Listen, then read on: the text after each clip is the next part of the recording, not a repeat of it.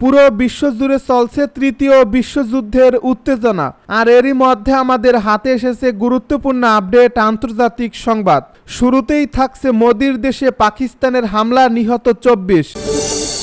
এবারে থাকছে কাশ্মীরে হামলার পর মোদিকে ফোন করে যা বললেন ট্রাম্প। আরও জানাবো কাশ্মীরে হামলা, সৌদি সফর বাতিল করে দেশে ফিরলেন মোদি।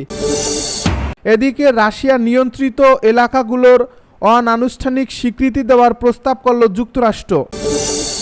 সর্বশেষ জানাবো ইরান যুক্তরাষ্ট্র তৃতীয় দফায় বৈঠক শনিবার।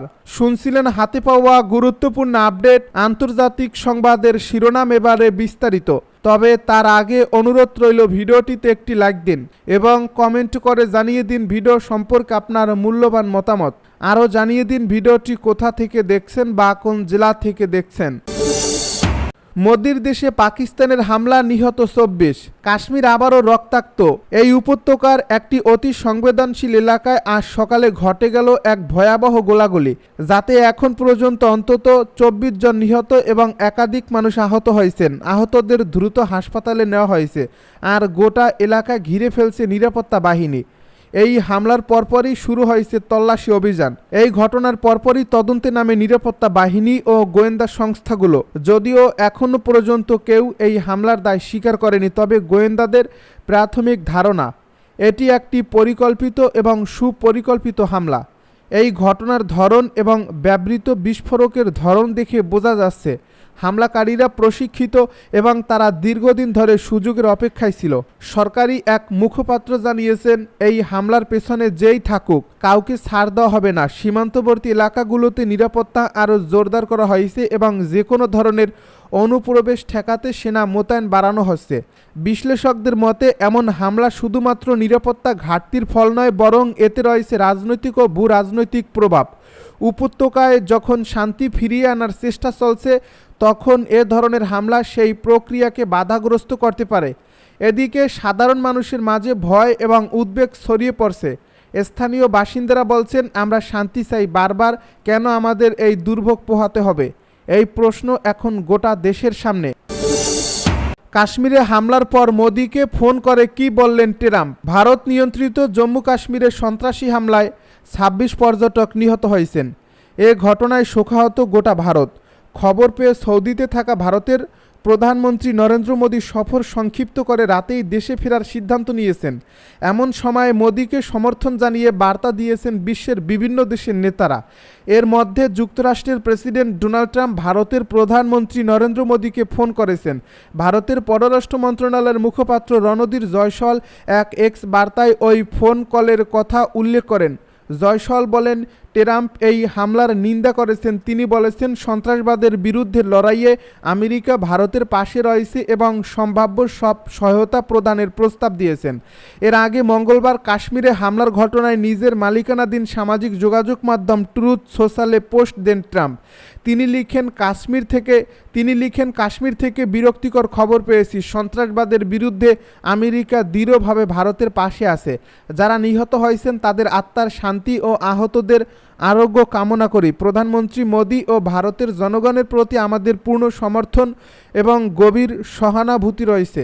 আমাদের হৃদয় আপনাদের সবার সঙ্গে আছে। কাশ্মীরে হামলা, সৌদি সফর বাতিল করে দেশে ফিরলেন মোদী। দক্ষিণ কাশ্মীরের পহেলগাঁওয়ে ভয়াবহ সন্ত্রাসী হামলায় নিহত হয়েছেন 26 পর্যটক। আহত হয়েছেন আরও অনেকেই। এই পরিস্থিতিতে সৌদি আরব সফর বাতিল করে বুধবার সকালেই দেশে ফিরেছেন ভারতের প্রধানমন্ত্রী নরেন্দ্র মোদী। মধ্যরাতে ভারতের পররাষ্ট্র মন্ত্রণালয়ের মুখপাত্র রণধীর বিষয়টি নিশ্চিত করেছেন। সমাজ মাধ্যমে তিনি লিখেছেন, সৌদি আরব সফর শেষ করে ভারতের উদ্দেশ্যে রওনা শুরু করেছেন প্রধানমন্ত্রী। পিটিআই সূত্রে বলা হয়েছে, মঙ্গলবার রাতে সৌদির বাদশার নৈশ ভোজ অনুষ্ঠানে যোগ না দিয়ে নয়াদিল্লির বিমানে দেশে ফিরছেন মোদী। যুবরাজ মুহাম্মদ বিন সালমানের আমন্ত্রণেই তৃতীয়বারের মতো সৌদি সফরে গিয়েছিলেন তিনি। কিন্তু এই পরিস্থিতিতে জরুরি অবস্থায় দেশে ফেরার সিদ্ধান্ত নিলেন ভারতের প্রধানমন্ত্রী। বুধবার রাতে দিল্লির উদ্দেশ্যে রওনা দেওয়ার কথা ছিল মোদির। মঙ্গলবার রাতে সরকারি নৈশভোজ সহ একাধিক কর্মসূচি ছিল তার, কিন্তু সবটা বাতিল করে জরুরি ভিত্তিতে দেশে ফিরছেন তিনি। বুধবার ভোরেই দিল্লিতে পৌঁছান প্রধানমন্ত্রী। বস্তুত পহেলগাঁওয়ে হামলার খবর মোদিকে বিচলিত করছে। ইতিমধ্যেই এই সন্ত্রাসী হামলা নিয়ে সৌদি আরব থেকে সামাজিক মাধ্যমে কড়া বার্তা দিয়েছেন মোদি। বিকেলেই কেন্দ্রীয় স্বরাষ্ট্রমন্ত্রী অমিত শাহকে ফোন করে কাশ্মীর ঘিরে সুরক্ষা ব্যবস্থা তত্ত্বাবধানের নির্দেশ দেন মোদি। প্রধানমন্ত্রীর নির্দেশে ইতিমধ্যেই স্বরাষ্ট্রমন্ত্রী অমিত শাহ কাশ্মীর পৌঁছেছেন। পরিস্থিতি সরেজমিনে খতিয়ে দেখছেন স্বরাষ্ট্রমন্ত্রী। সেরেছেন একাধিক উচ্চ পর্যায়ের বৈঠকও। হিন্দুস্তান টাইমসের প্রতিবেদনে বলা হয়েছে, পহেলগাঁও হামলায় অন্তত ২৬ জনের মৃত্যু হয়েছে। সংখ্যাটা আরও বাড়তে পারে। এখনও বেশ কয়েকজন হাসপাতালে ভর্তি। কাশ্মীরের পহেলগাঁওয়ে রীতিমতো ধর্মীয় পরিচয় দেখে দেখে হামলা চালানো হয়েছে বলে দাবি প্রত্যক্ষদর্শীদের। স্থানীয় সূত্রের দাবি, সন্ত্রাসীরা এসেছিলেন সেনার পোশাক পরে, তবে সব মিলিয়ে ৪০ রাউন্ড গুলি ছুড়ছেন তারা। পুলওয়ামার পর এটাই ভারতের বুকে ঘটে যাওয়া সবচেয়ে বড় সন্ত্রাসী হামলা। রাশিয়া নিয়ন্ত্রিত এলাকাগুলোর অনানুষ্ঠানিক স্বীকৃতি দেওয়ার প্রস্তাব করল যুক্তরাষ্ট্র।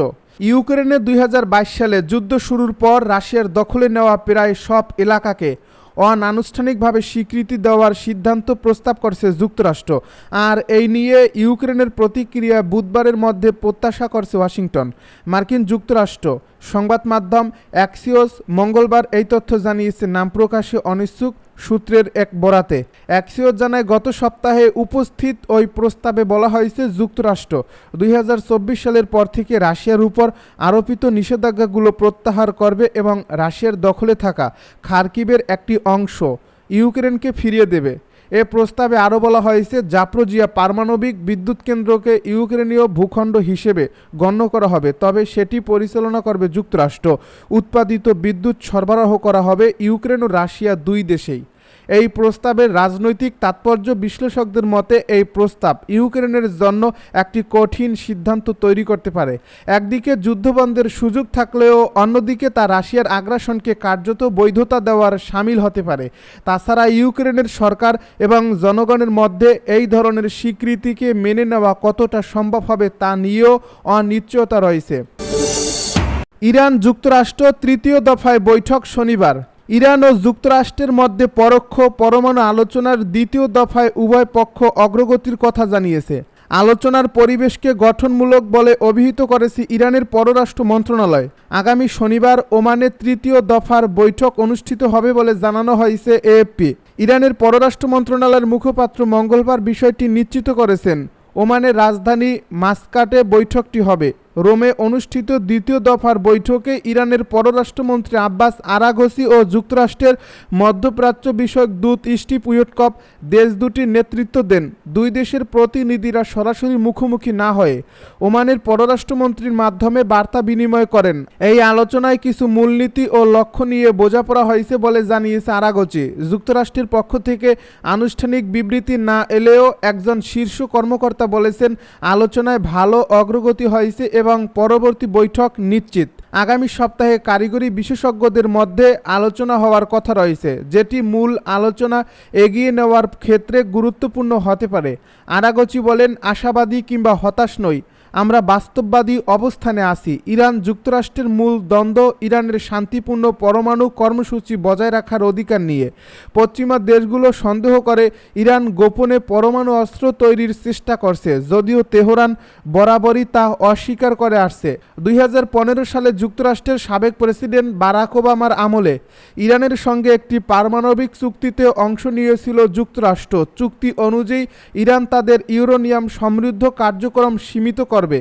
এর বিনিময়ে দেশটির উপর বিভিন্ন নিষেধাজ্ঞা তুলে নেওয়া হবে। পরে প্রথম মেয়াদে ক্ষমতায় থাকাকালে ২০১৮ সালে ওই চুক্তি থেকে বেরিয়ে যান ট্রাম্প।